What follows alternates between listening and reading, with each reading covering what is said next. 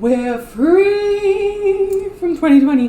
Hey everybody, I'm Rhinocio, and today's video is a doll customization. Please ignore this weird thing my hair is doing right now. On the front it looks cute, on the back it's doing weird things, because it's overgrown, and my clippers are broken. I try to fix them, I can't fix them. It's been 2 hours. I've been trying to fix them for 2 hours straight, and I'm losing my mind. Anyway, yes, today's video is a doll customization. This is actually a doll that we finished back in the spring, but we wanted to wait for it to snow because we felt the snow would be more appropriate for the theme of the doll. And appropriately, it's been snowing today. Today's doll is a Monster High Abominable, gotta love that pun. And I gotta say, I think this mold is my favorite of the Monster High ones I've seen so far. Not only does this doll have bigger hands and feet than the other Monster High dolls, but she also has this adorable underbite and her skin is sparkly. Bea and I were feeling the high fantasy, and we specifically wanted to make this doll a spellcaster because being an abominable snowman and having this sort of orcish look to her is about as burly as Monster High dolls get, and we wanted to do the complete opposite of what you would expect a burly doll to look like. Ergo, she's no brawler, she's a magician. Outfit design time! A friend of mine suggested the Mongolian deal as inspiration, and while I really like the headdresses and the bright colors that came with that, we wanted to show off more of the doll's sparkly skin, so those ideas were put aside for maybe another day. I thought about going more standard fantasy caster or doing more of like a warm weather getup, but none of it was really feeling right.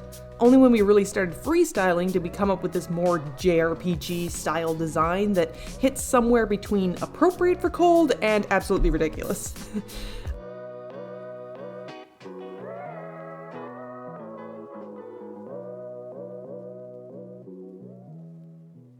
Prepping the doll was all pretty standard. We heated up her head, popped it off, cut the hair off, took the pliers to it to get the stubs out, and then wiped off her face with acetone.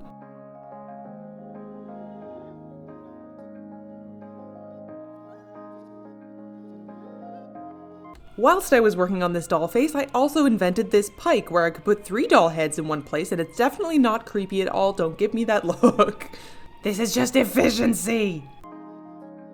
This was one of the first doll face-ups I'd done, and an exercise in failure, because after this great bi-color eyeshadow and blushing, and after a couple of layers of MSC, I realized there was dust or something getting caught between the layers of the sealant, so her face got pretty grubby looking.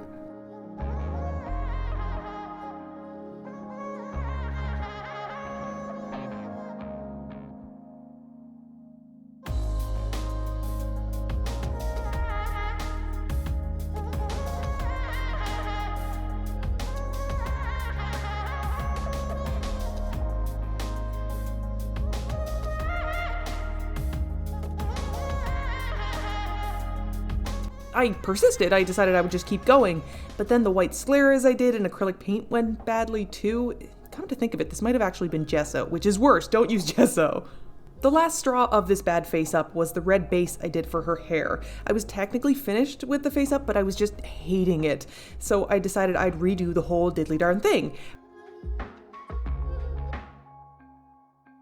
But oops, that red acrylic smudged all over the place and left a stain that made me forever afraid of painting the scalp. Likewise, the pigment on her eyes had stained too, so it's just kind of a whole big mess here. But I was not to be deterred. I tried to start with a layer of white paint the second time and save myself the trouble of doing a sclera later, but I couldn't build color on that, so it was back to a blank canvas. For trial 2.5, I went in a little gentler with the pastels because I knew that the MSC would make them show up darker.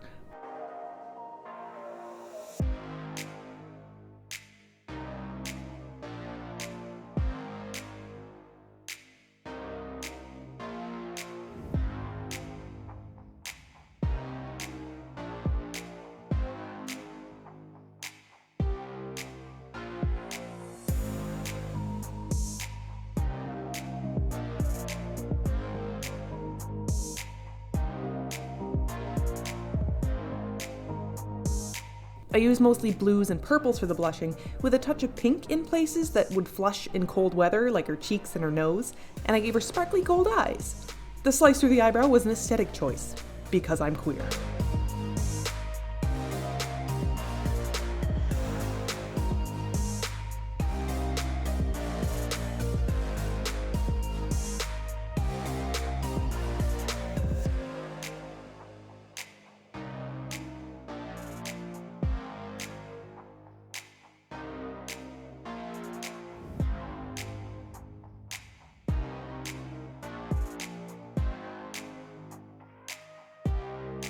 Unfortunately, using acetone to take the factory paint off had also removed most of the glitter on the doll's face, so I reinstated it by adding layers of mineral eyeshadow between the last few sprays of sealant. It's unfortunately less sparkly after the MSC, but it does show through, at least in person. We used acrylic yarn for hair, and I knew that I wanted to do some kind of cool undercut like a Mira in Princess Princess, except in a variety of tones. We were mostly sticking to cool colors, but threw in some purples that were edging into red territory to contrast. I cut some flocking from the darkest blue yarn, and spent a good half hour laughing my head off at how silly the doll looked with a chrome dome. I just gonna look like a monk when I have the two sides. Oh no. Oh no. Well, I mean, we are gonna fix it.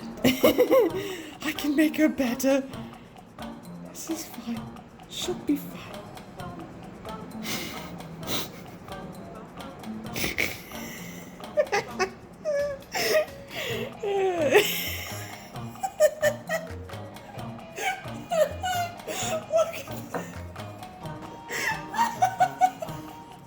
It gets worse before it gets better. Oh, this is a look. Oh boy.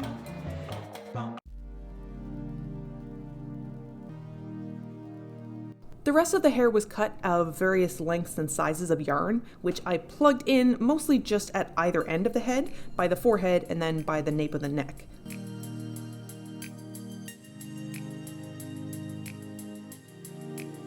The middle was going to be covered because I wanted a ponytail, and it was getting pretty thick as was. So to cover the gaps in the middle without adding too much bulk, I cut some small strands that I glued right onto the head, giving the illusion of hair when there wasn't really any.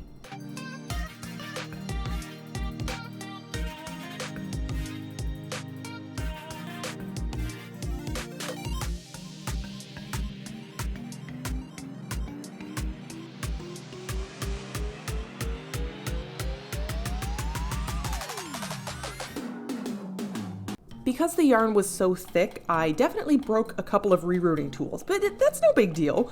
To make a new one, you simply take a thick needle with a large hole and clip it with nail clipper. Hang on. Okay. You simply clip it with wire cutters. You cut it. Oh, come on.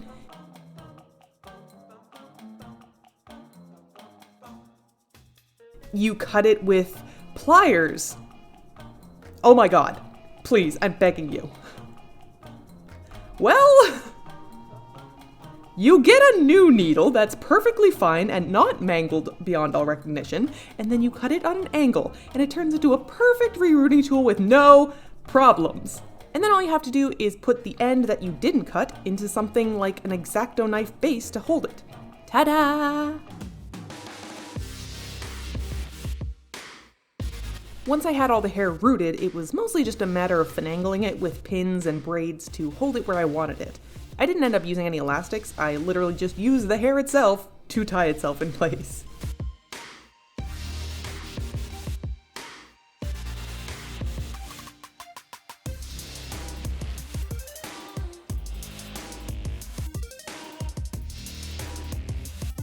Bee Natch did all the clothes, which I'm realizing now I didn't get a lot of video of. She made all the patterns herself, actually. Anything with these fluffy bits on it was made of an old sweater and lined with this pretty blue brocade silk. We have a bunch of little fat quarters of fabric for quilting that's really good for dolls because there's not too much of it and there's lots of different colors in that, and that's what the shirt's made of. And then this gorgeous delicate cloak was made out of the sweater fluffies and kind of the sheer polyester, which hit this nice balance between being a warm practical thing and a more mystical looking cloak. The boots be made out of leather and air dry clay, and this tiny component bag was also all leather. Look at the little button! Instead of giving her a wand or something, we decided her magical focus would be bracelets, so I did up some of those with air dry clay and then just painted them with fun shiny paints. After that, sequins. So many sequins. And some hand embroidery. We did technically finish this doll back in the spring, but snow was the more appropriate environment for photos, so thanks to the dump we got right around the solstice, here's our doll.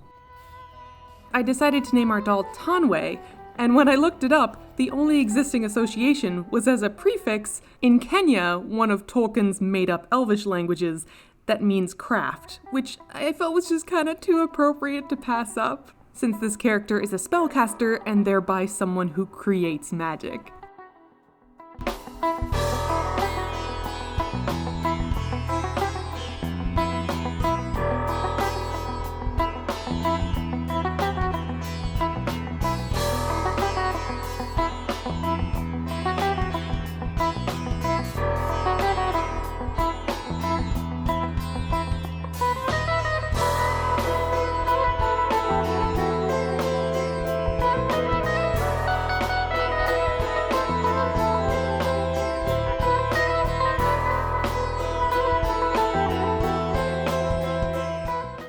Thanks for watching, guys. I hope you enjoyed this. As per always, let me know if you like this with a like or a comment or something to that effect, because it's very helpful and will help me make more things that are more interesting to you in the future, you see.